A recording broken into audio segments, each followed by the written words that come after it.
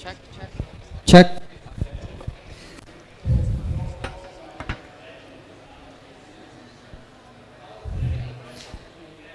Hello again, everyone. Good afternoon. After the lunch break, we already have our lovely dancer that already presented the traditional dances from Indonesia, and we are now about to begin the next session entitled "The Role of Faith Actors in Climate Actions," which been held by the Environment and Natural Resources Body of Ulama Council of Indonesia, as abbreviated as MUI.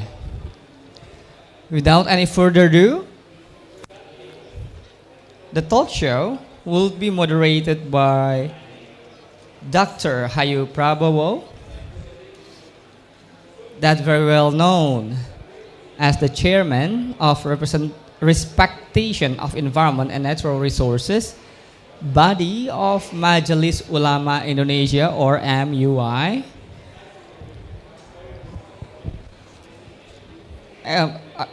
Sorry. The session will be moderated by Miss Nana Firman, which already here comes from or represented the Green Faith USA. Therefore, without any further ado, we would like to invite Miss Nana Firman to come to the stage. Miss Nana Firman, the stage is yours. Thank you.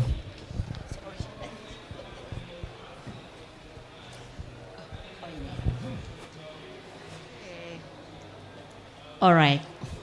Bismillahirrahmanirrahim. Assalamualaikum warahmatullahi wabarakatuh. Good afternoon, everyone. I hope everyone is not sleepy after lunch because we just have a wonderful dance. I'm Nana Firman. I'm with Green Faith. I'm Indonesian, but I live in the United States in the last several years. So, as being mentioned by the MC, we are going to talk about faith-based and faith actors, faith-based institution. What have they done, or what do faiths have got to do with climate action? So, unsustainable human activities continuously degrade vast area of our planet, and if we continue our production and consumption as the pattern we have today, this could result in a widespread ecosystem collapse and biodiversity loss. And today, the climate crisis, as we all already know, continues to be the greatest existential threat to humanity that will exacerbate challenges of poverty, food security, water supplies, natural disasters, as well as peace. But we live in the interconnected world. A drought or floods in one part of the world will disrupt supply chain or also move commodity markets to another part, which would have a serious implications for the poor and vulnerable communities like women and youth and children.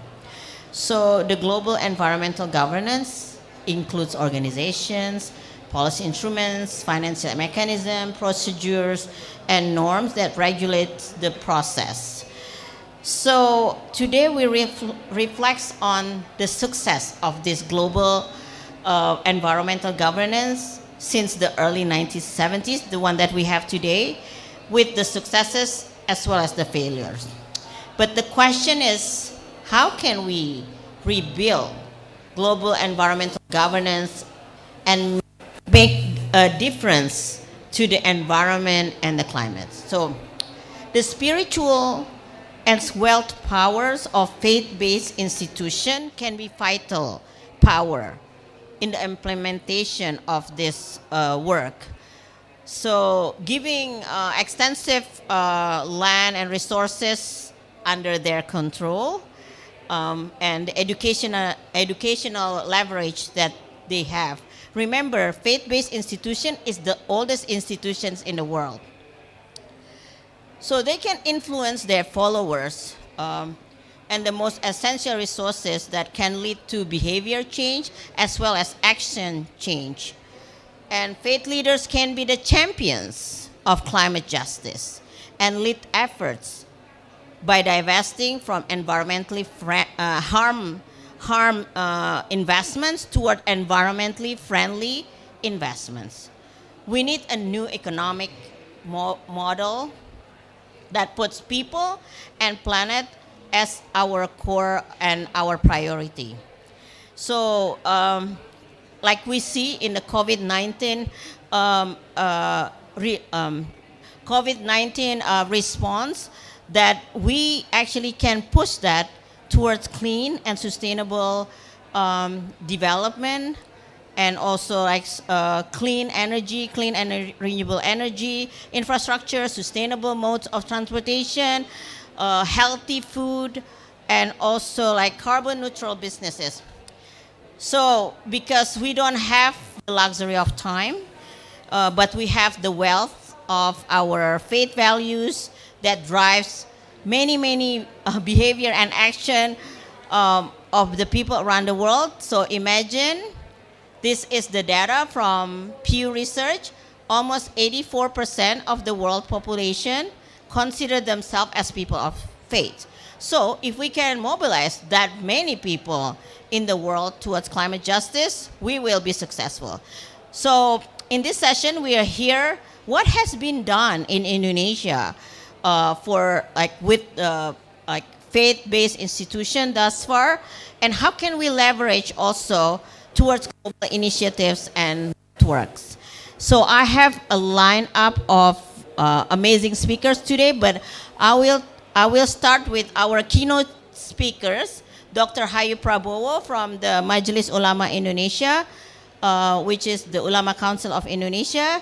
He earned his doctorate degree in Islamic economics finance, and he's currently the chairman of Environment and Natural Resources body of the Ulama Council of Indonesia. And a part of that, he's also the head of Domestic and Foreign Affairs Department for the Mosque Council of Indonesia, a lecturer in the Indonesian Banking School in the area of sustainable financing, and the national facilitator for the Interfaith Rainforest Initiative in Indonesia, and he's also the founder and caretaker of the Islamic Boarding School. Without further ado, I would like to invite Pak Hayu to the stage. And then after that, I'm going to invite the rest of the speakers to the stage as well. So we also have Dr. Pahrudin Mangunjaya, who is the author of more than 30 books, and he's a lecturer in the National University in Indonesia, the chairman of Center for Islamic Studies in that university. He's a fellow of climate reality leaders, and also a visiting fellow for Institute of Islamic Understanding in Malaysia. And I also have Pak Yanes. Pak Yanes, are you? Oh, sorry. Pak Yanes from Riau. He is, since 2013, he's been a coordinator of alternative energy and food sovereignty in his organization called Alang. It's a local NGO, and he's done many rural community social research, community organizing, as well as program management related to peatland management, and also to reduce forest and land fires. And also he has been focusing on strengthening capacity building for independent palm oil smallholders to implement the best management practices to achieve RSPO certification. So RSPO is, I forgot, what is that? Sustainable palm oil. Yeah, it's sustainable palm oil. Sorry, I haven't worked on that for so long that I forgot the abbreviation. And we also have online Sister Hening Parlan, who was here a few days ago, but she has to leave early because she has important conference also in Indonesia this weekend. So she's currently the coordinator for she's the environmental coordinator for ISIA, which is the women's branch of Muhammadiyah, one of the two biggest Islamic organization in Indonesia. He's also a Green Faith Fellow and a focal point of Green Faith Indonesia. She has 20 years of experience on humanitarian and environment, and she previously worked on Indonesia Forum for Environment, or WALHI, and also working with the Indonesia Society for Disaster Management, or MPBI, and many experience working with RADD+, UNOPS, land equity, and so on and so forth. And she's an active member of the climate reality leaders in Indonesia as well. And she did a short course in Harvard Kennedy School a few years ago. So welcome online, Sister Henning. And last but not least, we have Imam Safed Katovich from Washington, D.C. in the U.S. He's now the chair of the Interfaith for ISNA, which is the Islamic Society of North America. And he's been a lot of like inspiration for all of us.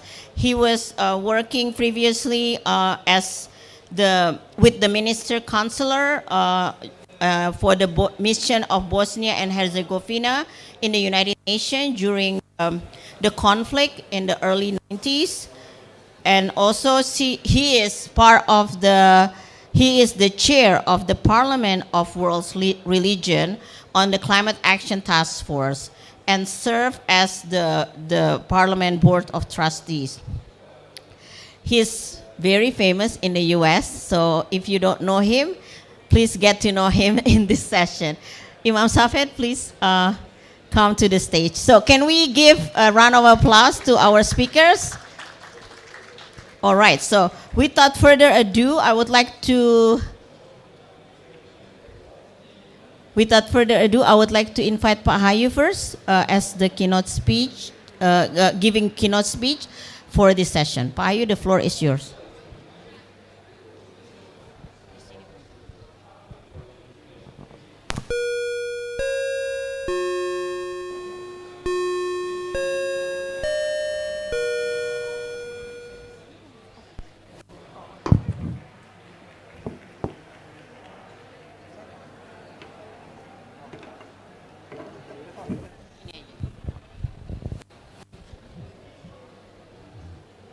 Assalamualaikum.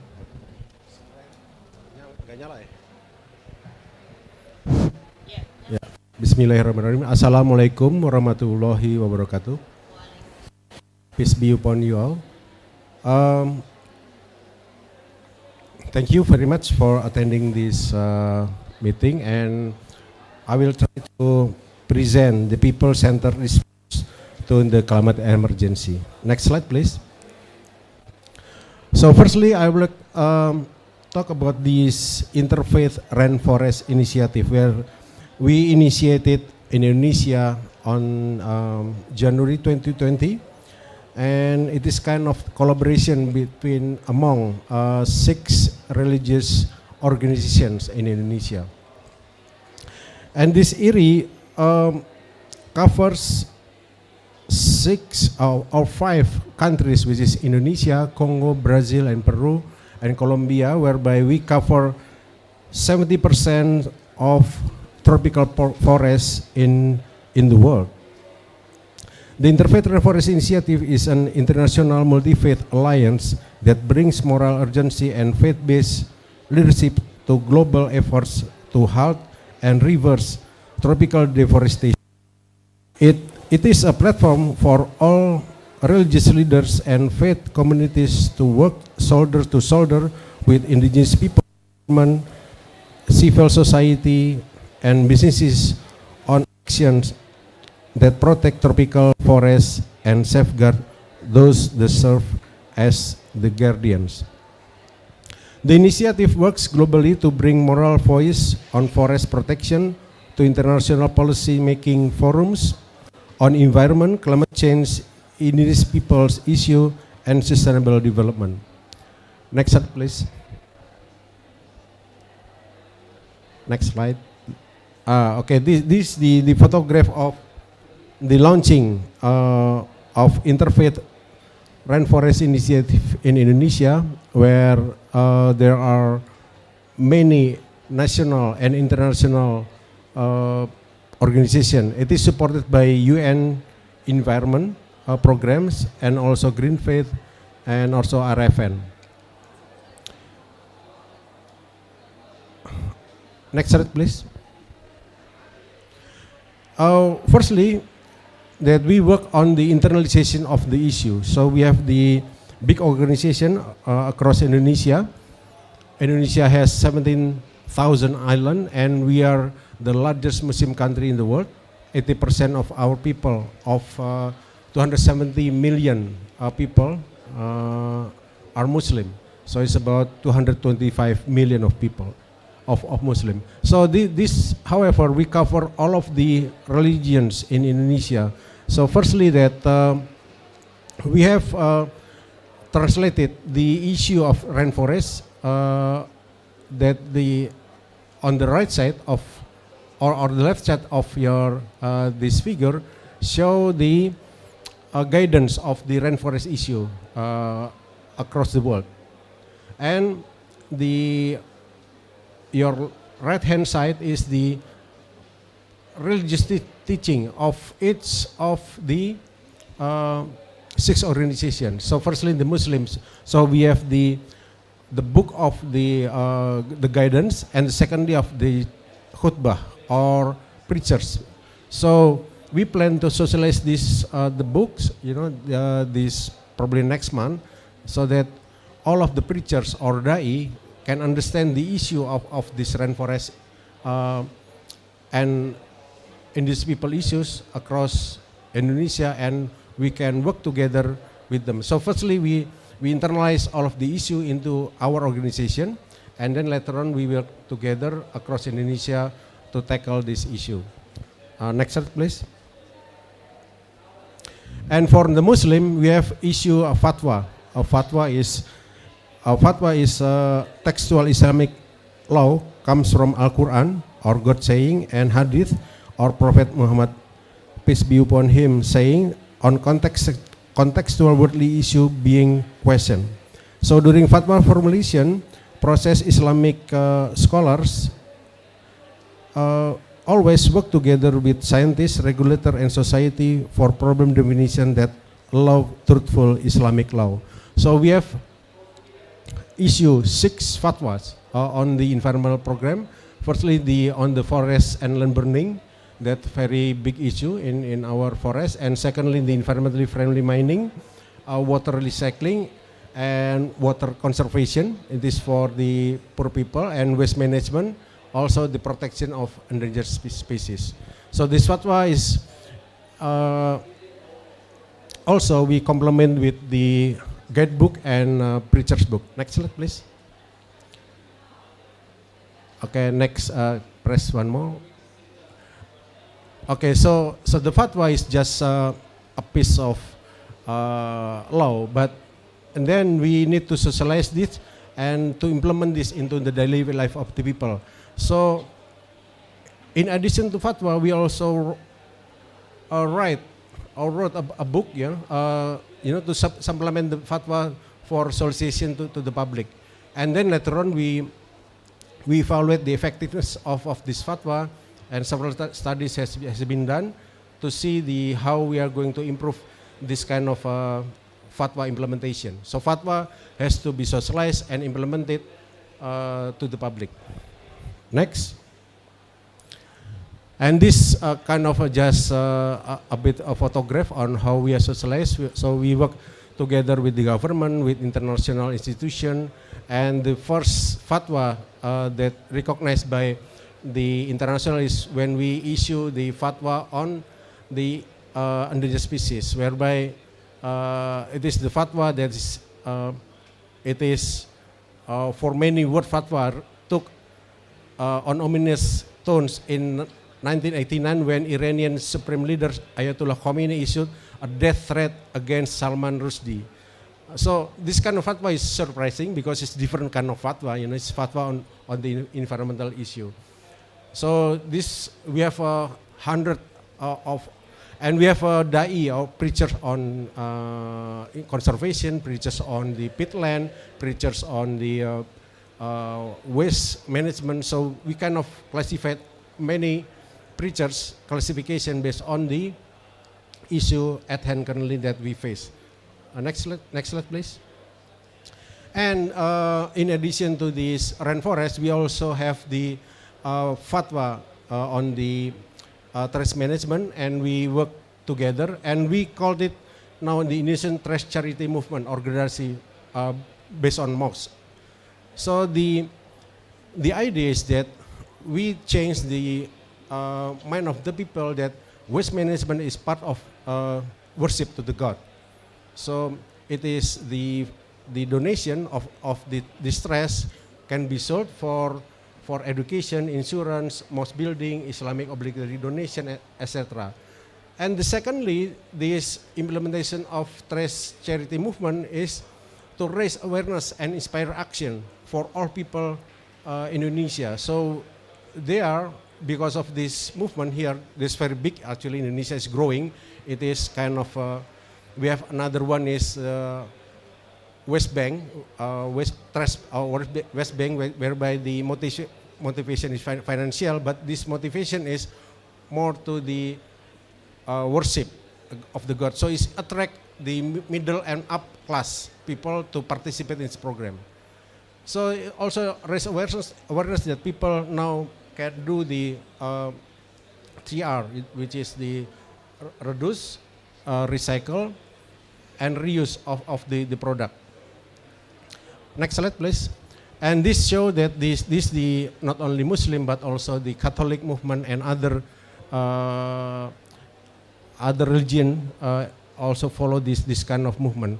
And actually, when we launch this one, it is not only plastic and boxes that donated, but people donate the cars, stick golf, machine, bicycle, everything, clothes, everything is donated to the mosque. And the mosque to the left hand side there show the mosque is opening the store.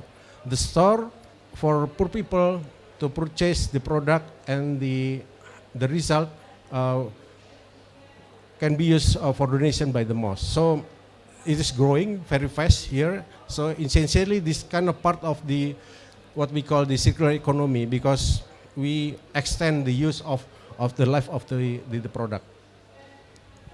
Okay, so this firstly that we work together, interfaith in the rainforest, and secondly in the waste management, and many other activities that we are still going on in Indonesia. Next slide, please. So essentially that faith-based organization is a religious guidance responding to tackling the climate emergency requires a robust engagement of all sectors and segments of society. FBO mobilized 3 of their resources for rainforest conservation and climate change. Firstly, religious guidance reflected in the daily life of the people. Many of the world's religions contain teaching regarding the care of the earth, wise use of natural resources, working for the common good, social justice, well-being, for which speak to 4 dimensions of sustainability development: environmental, social, economic, and cultural sustainability. Secondly, faith-based organization network and influence to policymakers. FBO is a sustainable institution, and in recent years, policymakers have begun to involve them in environmental conservation and natural resources management. Thirdly, religious asset, where religious community around the world manages hundreds of billions of dollars and can contribute a significant portion of investment portfolio that will influence financial services and business practices. FBO has been recognized as a key player in eradicating poverty, improving public health, and protecting the environment through its assets, which include houses of worship, universities, schools, hospital, lands, and cash. Okay, I think that's all my keynotes. Hopefully it's useful for us all. Thank you very much. Wassalamualaikum warahmatullahi wabarakatuh. Thank you very much, Pak Hayu. So I hope everybody's paying attention because I'm going to ask questions afterwards. So I'm going to invite the next speaker, Dr. Fahrudin Mangunjaya, who's going to share about Eco Pesantren, which is the Islamic boarding school, but in a sustainable way in Indonesia. Thank you, Nana. Terima kasih. Bismillahirrahmanirrahim. Rabbis rahli sadri wa yassir li amri wa lau ubdatam min lisani yafqahu qawli. Ladies and gentlemen, this is youth matter. I have been working together with pesantren several years ago, maybe 15 years, I'm doing my PhD on research on what the attitude and the knowledge of Islamic boarding school students on the state of this climate crisis. 50% of them are willing to change, and up to 60% they're willing to change if there are facilities provided on their campus, or there should be a program. They said to see that water polluted, they said to see the river polluted. They also said, very sad, said that there happen climate change and climate crisis. Let me introduce what is pesantren, eco-pesantren program. I share a brochure on that. If you can then happen in your WhatsApp, in your phone, you can type, Google it, ecopesantren.com by key, ecopesantren.com. Yeah. What is eco-pesantren? Eco-pesantren is a strategy for increasing quality of Islamic education on environment as well best practices, particularly in pondok pesantren or Islamic boarding school, and it is community as well as contributing on climate change and environmental crisis. Secondly, by having this program, we will have what we call web tracking, because pesantren have been doing several years ago, maybe up to 30 years, they begin with establishing their independent campus. They have wakaf land, they establish independently, and pesantren in Indonesia, there are a huge number, about 27,000 pesantren, Islamic boarding school, with 5 million students. You can imagine it's a kind of state of maybe in Europe for 5 million student population. So the second web tracking is a tool for self-assessment for environmental action to evaluate self-level of action for environment, for example, emission mitigation, energy efficiency, and less carbon footprint. Next slide, please. I said that totally they have 5 million students with 20,975 up to 27,000, and you can visit eco-pesantren. Next. The strategy why eco-pesantren are very interesting to us is because in 2019 there is Islamic Ministry Conference, ISEM, Islamic Conference on Environmental Ministry in Rabat, from 57 Islamic countries. They are declaring about the strategy for activation of cultural and religious roles toward protection of environment for the achievement of sustainable development, which is basically having to look back what is our legacy, the Quranic Sunnah, the Masjid as an institution, and the ulama and Islamic scholar, as well our Hajj. Hajj is sending about 3 million every year. 3 million Hajj every year come in Mecca for ritual of Hajj.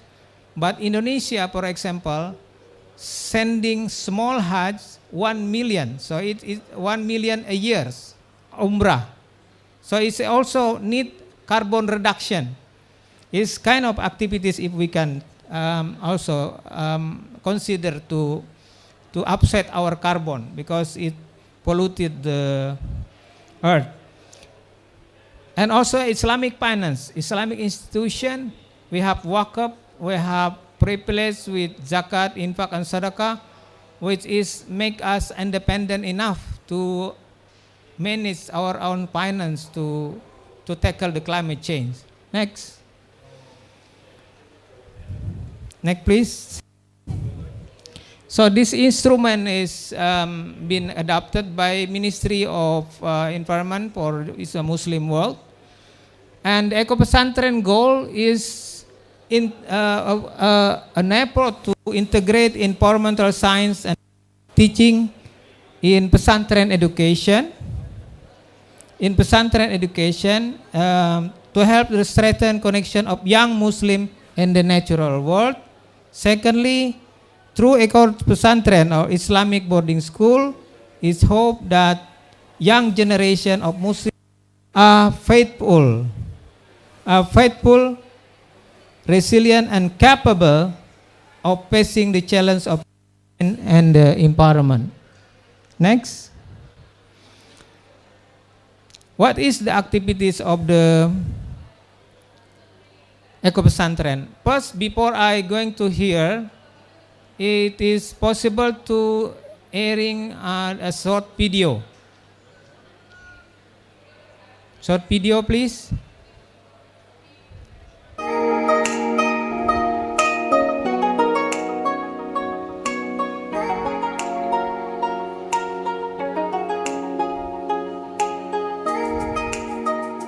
This is the pesantren.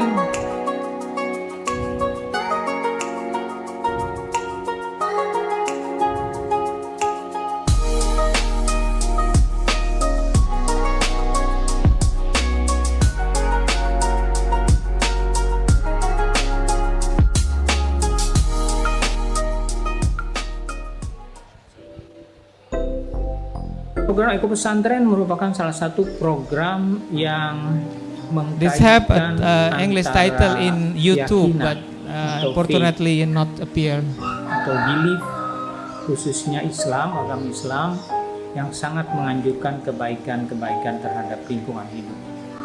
Dan program Eco Pesantren ini dikhususkan untuk melakukan sinergi atau melakukan penguatan kepada para pesantren atau Islamic boarding school yang berada hampir 27.000, 37.000 angkanya menurut Kementerian Agama, dan mereka adalah kader-kader umat Islam. Di sini kita perlu melakukan apa yang namanya aksi integrasi di dalam kita melakukan perubahan perilaku untuk keberlanjutan.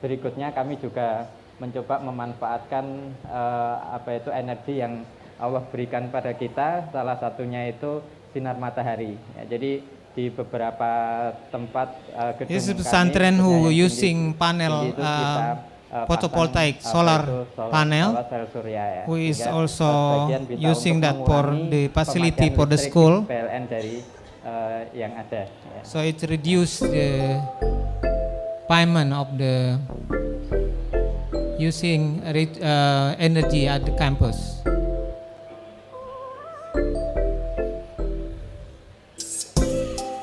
Thank you. Next slide, please. So these activities aim at self-assessment for tool for Islamic boarding school, because pesantren have been working several years ago. We have to tracking whether that on what level they are doing with the participation of Eco Pesantren. So self-assessment and encourage to process and changing behavior and strengthen the strategy of the Islamic boarding school as agent of change in communities in the framework of Islamic education system.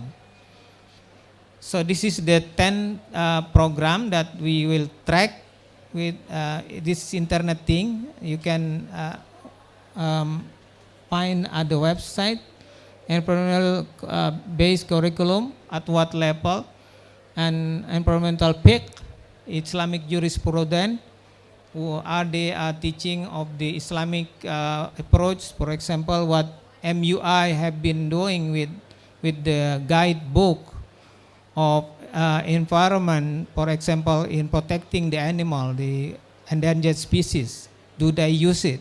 So this kind of practicalities to use the ulama advices for the pesantren, for the school.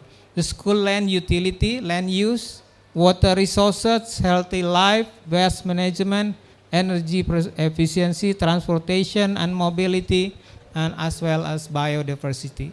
Today connected to the teaching. Next. So this is the tools. We have guidebook still in Bahasa. We have a dream to spread this in 3 languages: English, Arabic, French. And we pursue have a roadmap for global Islamic school. You can be also attract. This is the book that I wrote lastly 3 days ago, been launched in Cairo in Arabic. Is free. You can type ummah4art.org last generation. Type it in Google and download the PDF. It's available. It is free. It's 200-page book telling about Islam and climate change, as well the Islamic world facing the climate change. Al-Ajil al-Akhir, last generation. We are the last generation for the last prophet. Next. So this is the timeline of the program. This is the website actually. You can type it. It's still Bahasa, however. Next. This is the launch of the Eco Pesantren in 15 June last year. Next. This is the pesantren. We have few program, but we only tackle 2 islands, Java and Sumatra, for this first phase. Next. This is the ustads or the teacher that been engaged with us for the training of Islamic ethic for environment, as well the web tracking system. We have the tutorial and they should be, they using the laptop, so how to track themselves on what position they participate on the environment. So we using the IT things, the internet things to facilitate the measure. So web tracking, and then empowerment on site like this. We have 100 ustad or teacher of pesantren who will manage the pesantren, and also we have also online MOOC, massive online open online course system, and we will have an award next. This is the timeline. We are still ongoing now in November, which is training for web tracking program. So that's last 2 days ago, they finished in Yogyakarta, which is participated about only 20 pesantren from Jogja, Central Java, and East Java. So at the last 2024, there will be an award for Eco Pesantren. We will find out. This is also a first time for us to tracking the Eco Pesantren. So it will be beautiful also to share it in the future COP. Thank you very much. Thank you so much, Dr. Fahruddin. So we've heard about the law, the Islamic jurisprudence. We've heard about the education through Eco Pesantren. Now I would like to invite our sister online from Indonesia, Sister Hening. So what are the women roles in climate action? So she's going to talk about the ecological hijrah or transformation. Sister Hening, are you on the line already? Our technical team? Yes, I'm ready. Okay, yes, go ahead. The floor is yours. Yes, thank you very much, Nana. Good evening from Solo, Indonesia. I'm Hening from Asia. So today I will presentation about the Hijrah Ecologis, Women Action on Climate Change. So this is a case study from 20 million members of Asia, totally of women in Indonesia. That is from the Muslimah or the woman Islam in Indonesia. As before I presented all of this, I will to give you about the profile of the Asia. Asia is formed is around 100 years ago. Asia is an Indonesian Islamic organization, a wing of Muhammadiyah, working with women, empowering health, education, social services, disaster management, small businesses, and also climate change. We are Sister more Hening, than, can you we make have it more full than screen? 4,000. Yes. Hold on. Can you make it full screen on the slides? Okay, I will. Yes, you can see it. Is it? Make it an presentation so people can see it here. You can? Yes. Now? Yes. Yes. Okay, thank you. I will continue. Thank you so much. I will back to profile of Asia. So Asia is formed 100 years ago. Asia is Indonesian Islamic organization, a wing of the Muhammadiyah. Muhammadiyah is one of biggest Muslim organization in Indonesia. So we focus on women and the empowering of education, healthcare, social services, livelihood, disaster management, and also climate change. We have many education units, health facilities, social organization, small scale, and also funding organization. Then we also working in the 33 provinces. It's around 370 districts and 2,350 sub-district branches and around 7,000 villages. So we have very big. Throughout of the history, Asia is one of women leaders organization. We play roles in social, education, and economic. So we have Lembaga Lingkungan Hidup and Penanggulangan Bencana Asia. So the institution is environment and disaster management. That have been a pillar of humanitarian and environment and overall development of climate resilience. And yet, so far, the issue climate is proper and justly recognized and accommodated by women or Muslimah in the local and national leadership roles. Our basis is from the Al-Quran and Al-Hadith, which they are not only doing action, but also not only in the spiritually, but also action in the field. And here that the hijrah ecology is that Allah subhanahu wa ta'ala forbid human from doing damage to the earth after Allah has repaired it. Namely, after Allah has created a barren area, the bridging in rain from the fertile plants will grow.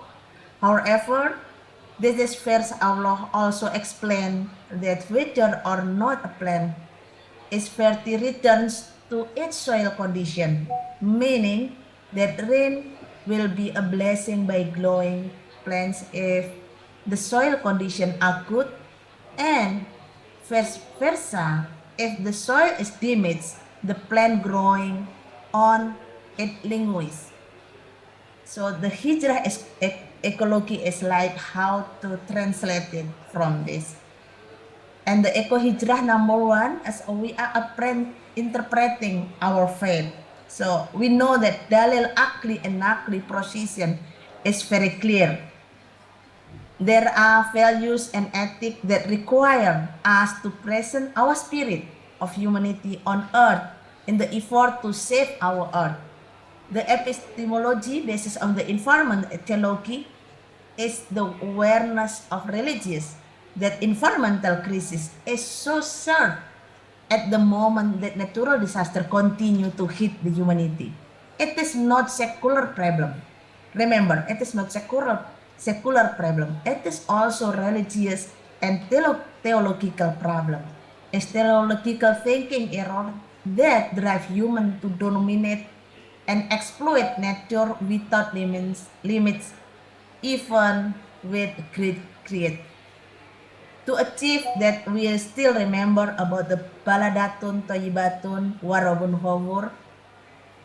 There are several strategic notes how to transfer knowledge, process, accompaniment, collaborative, mobilize resources, and systemic movement to ideas, to action, to give more impact for the community. And we believe that Islam is eco-friendly. Human is a collapse of earth. We have, I think so, to translate it how to fikih of global warming in the role of Islam. Disaster is not destiny, manifestation of fate forbidden to do damage on the earth. So we believe about it. But how to do? We know this. The damage is not fate. I think some of Muslim here understand how the Al-A'raf, Surah Al-A'raf 7, Surah Al-A'raf also and Al-A'raf 77, 78 or 7. So all of the surah in the Al-Quran said that the damage is not fate. So it means that it is by human. As from this, our faith, we have three pillars. How the number one is put of the awareness. The awareness is how translated the Al-Quran and Al-Hadith to bring not only in the mind here and the religious side, but also how to make action in the field. That is how translated with this, with the awareness. Number two is bridging with the innovation, and action together with a woman. Here we have the characteristic of our action. The name is first Islamic-based values, like we put about the justice, balance of genders, human rights, and all. Number two about the grassroots. Number three inclusive and also moderate. And the quiet power of the woman Muslimah organization is Muslimah leadership, like Aisyah, is organic. We grow from the local values and wisdom. Even the some of climate activists didn't define us that is not activist climate change because of we respond to local crisis and sustain, but we are really activists in the local. And number two, the characteristic of the Aisyah woman local leadership is very comprehensive. We serving the communities. We try to give a problem-solving mechanism. We initiate and promote development, including inequity, injustice, as well as responding to give solution in climate crisis. So Aisyah, as a woman leadership, is born from the local context to play crucial roles in the climate change. Here we have some of our activities as a models. Like that we have the education and advocacy. So we have also the name is Ngaji Lingkungan. So environment meeting for the Muslimah that we start at Subuh Pride. So we have until now is more than participant one 1,200 more like that. And also we are working in the many province, as you can see here in the our activities. We working in the 25 province. Also we have activities. We have many volunteer. That is the advocacy. Number two, we translated about the hadis, green hadis. That is a 14 hadis, a green hadis, and translated in the Bahasa. That is our result from our college in Greenfit International, Fellow of Greenfit International by Cory Majid and Sarah Latif. So we are in Indonesia, is connected with them. Me is a fellow of Greenfit International. So we translated this in English in Indonesia, and we socialization for the a woman for the community. And also we have a TOT for the woman Mubaligot and socialization about a pocket book of the Mubaligot of environment. So now we have 172 Mubaligot of environment that all of Indonesia. We planting trees with the parenting scheme. We know that many people also have planting trees, but after planting is forgot it. And we, like a mother, we put that we planting tree, but also we hook them, and we using the parenting scheme. We also have been working on building resilience on pandemic. So we have we work with the community and family, how they build resilience in their family. They can consist with their family. They can save, they can resilience. They save about livelihood, and they can continue their life. And also we have the reduce of plastic. We working with the many organization. We working in the national market. We working with the awareness and others. And the last, we also collaboration with the youth voices about the climate justice in Indonesia. So thank you, Nana. Assalamualaikum warahmatullahi wabarakatuh. Waalaikumsalam warahmatullahi wabarakatuh. Thank you so much for joining from Indonesia. So we've heard also from the women what they've done for as their climate actions. So I would like to invite Pak Yanes now. We want to hear from the community, local community, how do they actually respond to climate crisis from faith communities as well, taking the example from Riau. Pak Yanes, the floor is yours.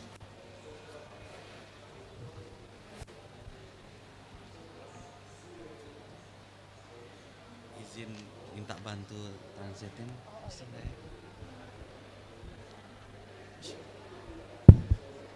Assalamualaikum warahmatullahi wabarakatuh. Selamat sore kawan-kawan yang hadir pada acara ini. Saya tadi ngomong ke Mbak Nana minta izin untuk ditranslatekan karena bahasa Inggris saya tidak terlalu bagus. Dan ini pertama kali saya ikut pertemuan di COP17 dan saya sedikit nervous ya. So he asked me to translate into English because this is his first time to COP and he's a little bit nervous, even though I said, you know, just relax. Everybody's friends here. Ya, nama saya Janes. Saya berasal dari Riau, sebuah provinsi kecil di Indonesia. Dan saya bekerja di LSM lokal yang kami banyak bekerja langsung pada masyarakat. So he works for a local NGO in Riau, which is one of the province in Sumatra, in the central Sumatra, and dan juga kami selama ini banyak bekerjanya pada isu-isu lingkungan hidup, terutama pada bicara tentang gambut, perbaikan tata kelola gambut dan juga di mangrove untuk pencegahan kerusakan lingkungan dan kebakaran.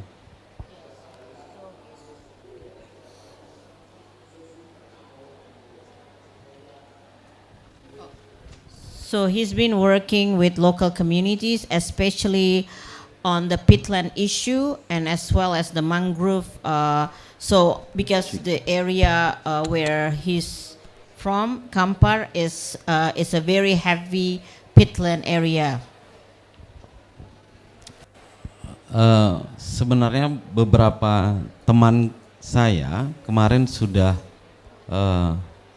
presentasi di sesi kemarin ya, ada sesi kemarin ada beberapa teman dan saya kebetulan diminta oleh teman-teman untuk menyampaikan di sesi ini. Dan pada sesi ini saya mungkin tidak bercerita tentang bagaimana keterlibatan dalam konteks gerakan atau keyakinan umat beragama, tapi saya lebih sebetulnya ingin menyampaikan dan mengajak kawan-kawan yang bergerak pada isu keyakinan untuk berkolaborasi dalam kerja-kerja penyelamatan lingkungan dalam isu-isu gambut, kebakaran hutan dan lahan.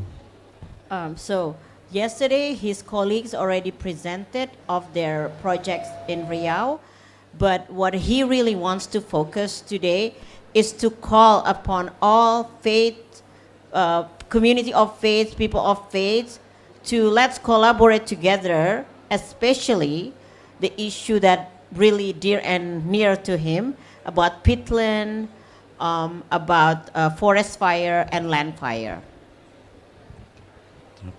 Terima kasih Mbak Nana. Mungkin Pak. Yeah, yes, yeah.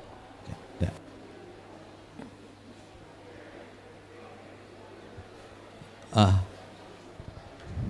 Oke, next.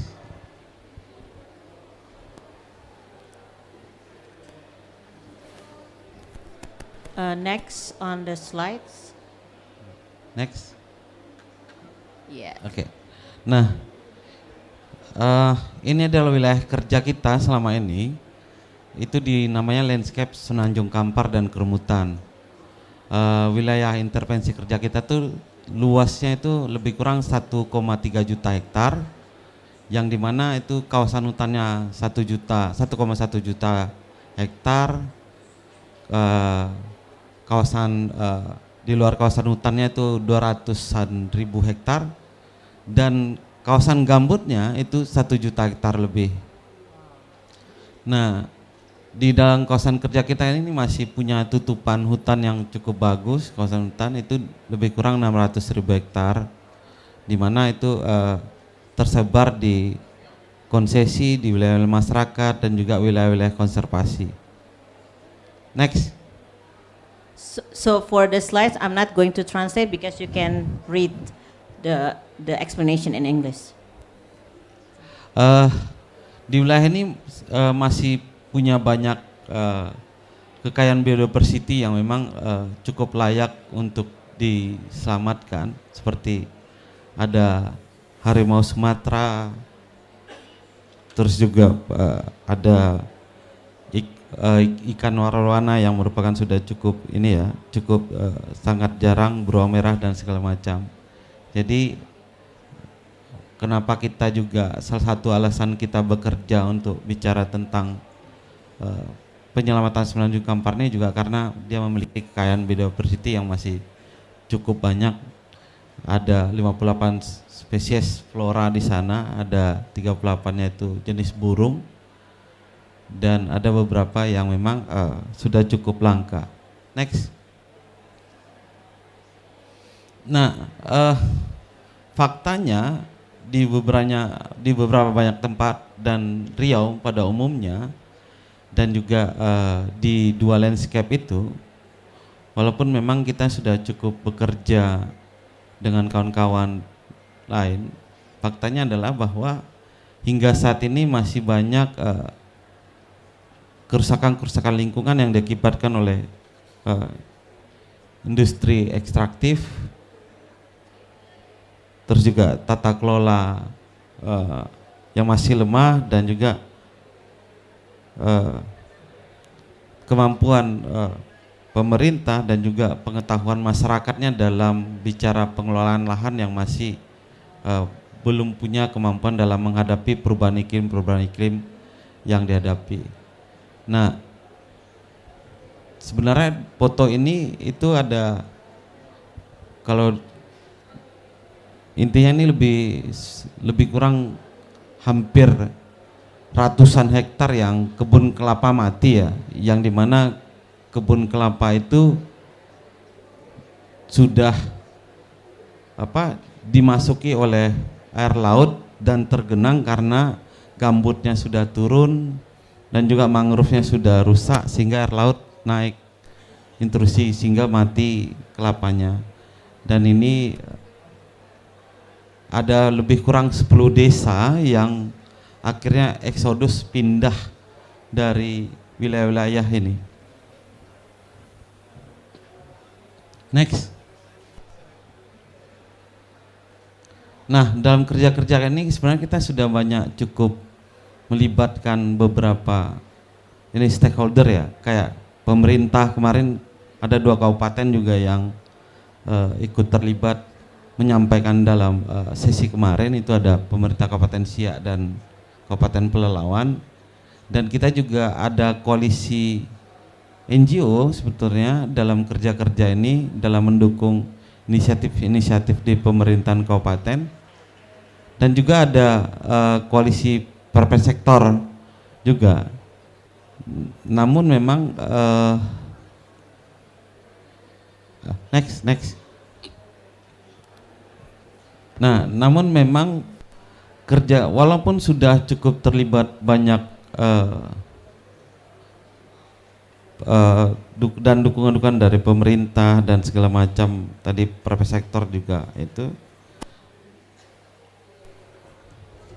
pada faktanya seperti kerusakan yang kita lihat tadi, itu kerja-kerja kita sebenarnya belum optimal. Makanya sebenarnya kenapa saya dan juga kawan-kawan pengen terlibat dalam sesi ini, bagaimana pelibatan tentang isu-isu keyakinan beragama, juga terlibat pada isu-isu lingkungan, terutama tentang perbaikan tata kelola lahan gambut, karena kita memahami bahwa selain pengetahuan dan praktek-praktek perbaikan tata kelola, ada hal yang sebenarnya hilang di tingkat masyarakat itu tentang soal keyakinan dan moral bahwa pemanfaatan sumber daya alam dan bagaimana mengelolanya itu butuh moral sebetulnya, butuh sebuah keyakinan bahwa apa yang kita nikmati dan kita lakukan hari ini itu perlu diwariskan dengan baik pada anak cucu kita ke depan, sehingga tidak lagi terjadi kerusakan-kerusakan lingkungan, dan juga kita tidak mewariskan hal-hal yang buruk yang terjadi pada alam kita saat ini. Dan menurut kita itu ada di nilai-nilai agama-agama yang selama ini juga sangat sering disampaikan pada masyarakat. Makanya kehadiran saya dan juga teman-teman saat ini adalah berharap pengen ada kolaborasi dari teman-teman yang bergerak di dalam soal keyakinan beragama. Next. Nah, ini seperti saya sampaikan tadi bahwa perlu ada kerjasama dan komitmen bersama juga yang itu. Next.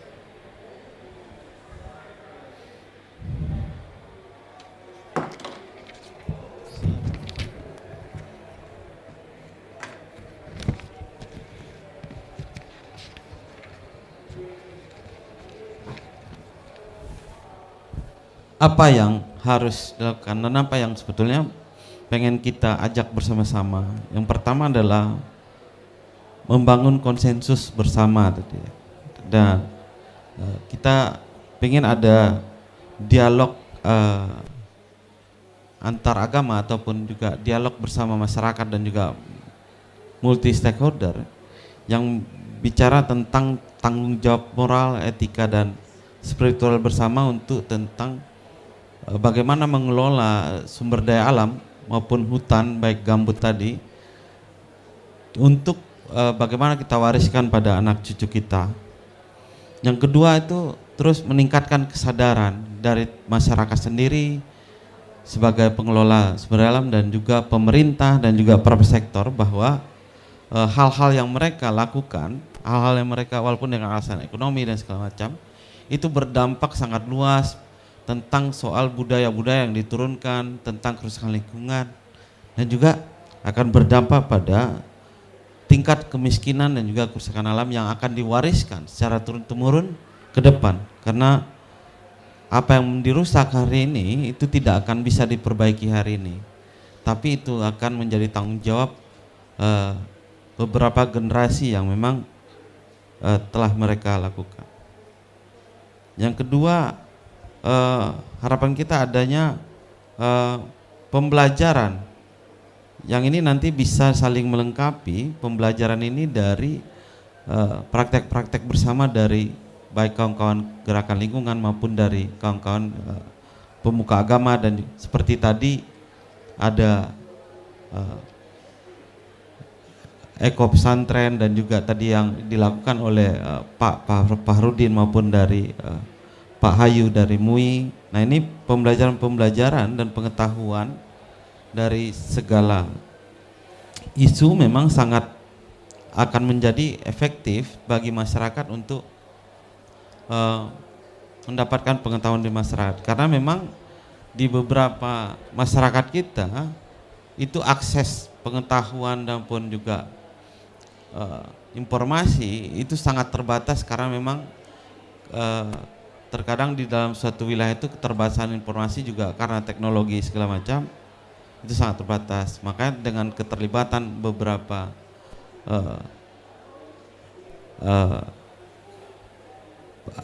gerakan-gerakan dan juga aktivis pemuka agama segala macam dan juga kawan-kawan lingkungan hidup, ini harapannya bisa menyentuh langsung masyarakat yang berada di grassroots yang mungkin selama ini belum mendapatkan pengetahuan yang cukup soal tentang perbaikan tata kelola dan juga perubahan.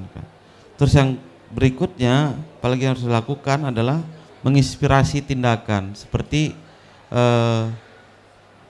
tadi yang disampaikan Pak Fahrudin maupun oleh Bu Hening dan Pak Ayu Prabowo, ini harus memang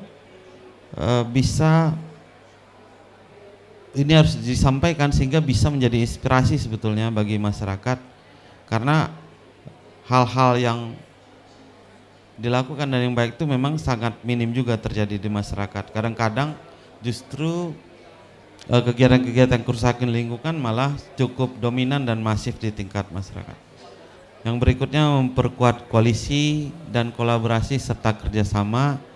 Mudah-mudahan dengan acara-acara muktamar maupun konferensi seperti ini makin bisa memperkuat jalinan dan pengetahuan bersama dan kesepahaman sehingga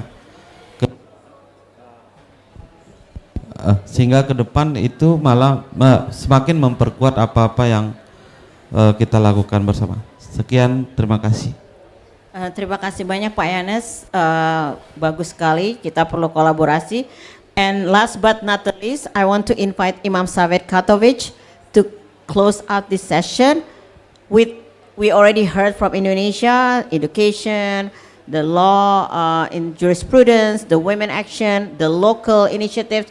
So how do we frame this in the global faith movements for climate action? Imam Saved, please give us some insight and inspiration.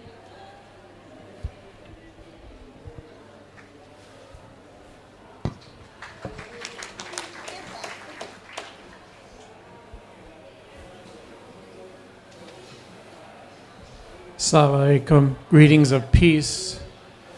Your brother in faith and creation, and as Muslims, we are taught by one of the Prophet's companions, and actually married his daughter Fatima, Ali bin Abi Talib, Imam al-Muttaqin, the faithful leader of the pious, who said, when it comes to humanity, they're all part of your family, and you only have two choices. They're either your brothers and sisters in faith or your brothers and sisters in creation. So therefore, my dear brothers and sisters, wonderful to be with you today. I'm coming to you as the director of the Islamic Society of North America, 59-year-old organization in America, the oldest and largest national Muslim umbrella organization. I'm based in Washington, D.C. for their Office for Interfaith, Community Alliances, and Government Relations. It's such a blessing to be with you all today, and with this distinguished panel of brothers and sisters. I really have learned a lot, and it's good to reconnect in person again with some of you, Dr. Fahruddin and Nana, and our brother Dr. Hayo, who I have not seen in a little while. How do we frame it, Nana? This is a good question. You know, as Muslims, I think one of the ways that we frame things is we say, well, what's your evidence, what's your dalil? Where do you find it in your teachings? And for us, the core teachings are found in the Quran and, of course, the Sunnah, the Hadith of the Prophet.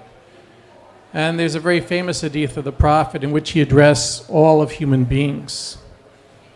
And he was asked a question by a man who came up to him and asked a question. And that by itself is a statement as to how and who we should have access to. He was the prophet of God. And a regular person came up to him and had a right to ask questions. Unfortunately, in this place, many of us are denied the right to ask questions of those who will be making the decisions regarding our lives and the lives of our children and our children's children, because we have something on our tags and our name tags called observer, not party or participant. This is a reality. But this is a regular man came and asked the Prophet a question. There was no limits to accessibility to those in power to be accountable to those whose decisions, those whose lives will be impacted by their decisions. But that's another story. And this man came up to him and said, "Man ahaqqa linnas bihusnu sahabati." O Prophet of God, who has the most right for us as human beings to our good or the utmost good of our companionship, our suhbah? And the Prophet answered him, Ummak, your mother. And then the man asked, he said, Ummuk, your mother. And then the man asked, he said, Ummuk, your mother. And then he asked again, he said, Abuk, your father. Your mother, your mother, your mother, then your father have the most right, haqq, the most right upon me is my mother. In another saying that is not unfortunately quoted often by Muslim scholars and teachers and our ulama, but it is being quoted more and more often by all of these wonderful brothers and sisters who are involved in bringing Islam's eco-teachings to the forefront through the various projects that have been mentioned here today. Tahfidhu al-ard fa-innaha ummukum. Take care of the earth, for indeed she is your mother. Our Prophet Muhammad, within the Muslim tradition, also called the earth our mother. Take care of the earth, for she is your mother. She is the source of your birth. Like our mother in the flesh, she is the source of your nurturing and your care. She is the source who sacrifices for you so you may live, so you may be nourished, so you may be cared for, and brought into the fullest of your possibility and potential. Take care of the earth, for she is your mother. But the hadith does not finish there. For if you do not, she will make, and we have a lot of people here from the press, they call akhbar in Arabic. She will provide the news and information as to what you've did to her, on her, against her or for her, in support of her, in care of her. She will report. And the reporting doesn't wait to the akhirah, to the world to come. The reporting has begun now. The crying of our mother is taking place in front of our eyes, in the experience of our lives being turned upside down when in a nation in Asia, overnight, 30 million people become homeless because of flooding. She is crying out. وَقَالَ الْإِنسَانُ مَا لَهَا, and the people will say, what is happening to her? What's going on here? This never happened before. Because it is a climate emergency. Muslims have often been blamed for a lot of things, rightly or wrongly, in this world. But we're not responsible, for the most part, for the Industrial Revolution. And the fossil fuels which drove that revolution and developed the machines which brought us to the modern era. Now, I'm not here to critique that which has happened in the past, but to recognize where it started and to who it is to blame. Technology, the machine, has indeed provided progress for human beings. No doubt about it. And it is the right of every human being to benefit from that progress, in particular, the progress that comes from the possibility of using electricity. But in order to get that electricity, as you all know, we must have it sourced somewhere. The decision to source it in the past and the decision to continue to source it now through the burning of fossil fuels is the cause of 70% plus of greenhouse gas emissions, which has brought us to this situation. Bima kasabat aydin nas, the Quran said, because of the result of what human beings have wrought. Anthropogenic. And that's why, in all of this work that is being done, if we don't get to the root cause of the climate change, which is the emission of greenhouse gases as a result of fossil fuel burning, coal, oil, and yes, gas, and make a just transition to not a net zero, but a fossil-free future, we're going to be losers. This COP was supposed to be about loss and damage. Loss and damage as a result of the burning of fossil fuels, almost all of it. If it does not imprint in text that is clear and unambiguous, leave that as the area of focus, it will become a lost and damaged COP. A lost and damaged COP. And those who will pay will be all of us. All of God's children. No matter where we are in the earth. Our zip codes, as we use the phrase in American language, American system, our zip codes, our areas of location will not stop us from being hurt, from being harmed by this incredible ongoing catastrophe, as the Secretary General of the United Nations has said, that we have put into place, that we have unleashed upon ourselves. That's why the Islamic Society of North America, back in 2016, was the first national Muslim organization to declare publicly its commitment to divest from fossil fuels, because this is in keeping, fossil fuel assets, because this is in keeping with our values-driven mission. That is why the Islamic Society of North America, that is why hundreds of Nobel laureates, that is why interfaith organizations like the oldest, considered to be the birthplace of the interfaith movement, the Parliament of the World Religions, which was born in 1893 in Chicago, Illinois, have declared their support for the Fossil Fuel Non-Proliferation Treaty. No more new fossil fuel projects or infrastructure, period. In the Arabic language, I like to say, There's a word, kifaya. It's enough. It's more than enough.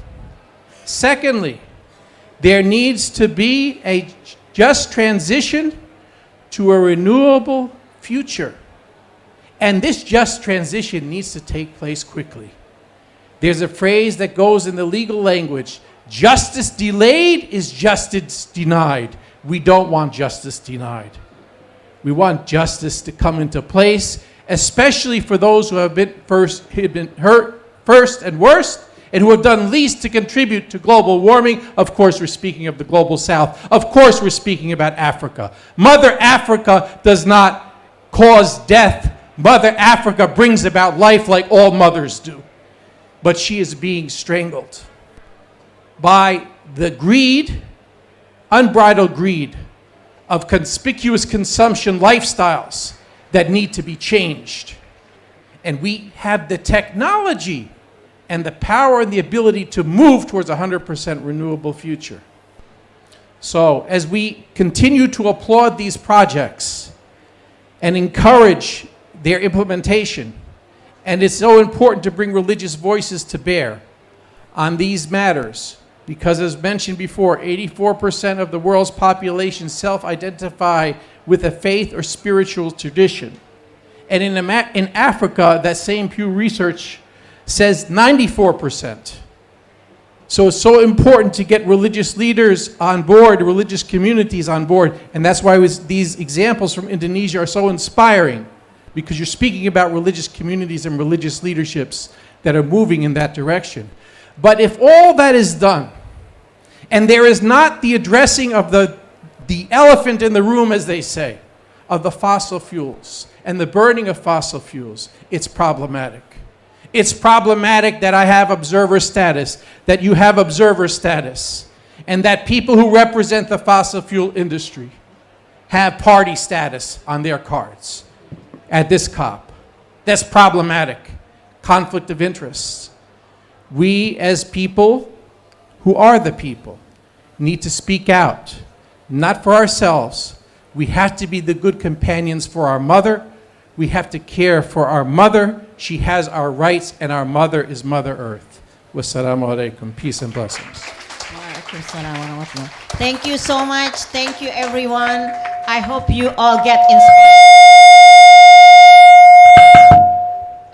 I hope you all get inspired. Sorry that we kind of like extended the time, but I hope you will get inspired from all the projects that has been presented, as well as the looked up on the people of faith for fossil fuel non-proliferation treaty. Look up on the internet and sign up. And if you have any question, you can come to Imam Safed or to me, and also to other projects. If you're interested, you can come. Because of the time, we don't have any extra time for a question. So I'm sorry, we're already running out of time, so we don't have any time for questions. But please find us outside so you can ask questions directly to the speakers and me. Thank you so much, and have a wonderful afternoon.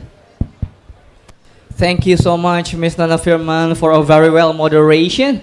And thank you so much for all of the honorable speakers and all of the participants who joined our session here. For the moderator and our honorable speakers, please step on the stage for taking a picture before we end the session. Thank you.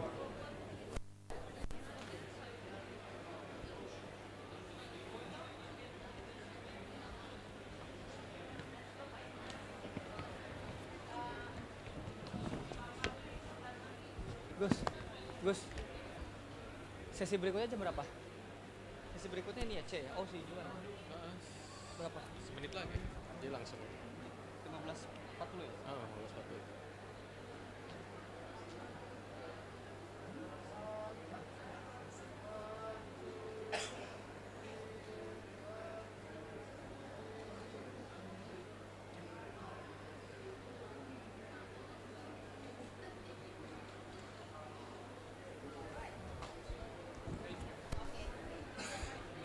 Thank you very much, moderator, Miss Moderator, and also the honorable speakers. We are about to begin the next session. Yeah, so for those who joined the sessions previously, I would like to.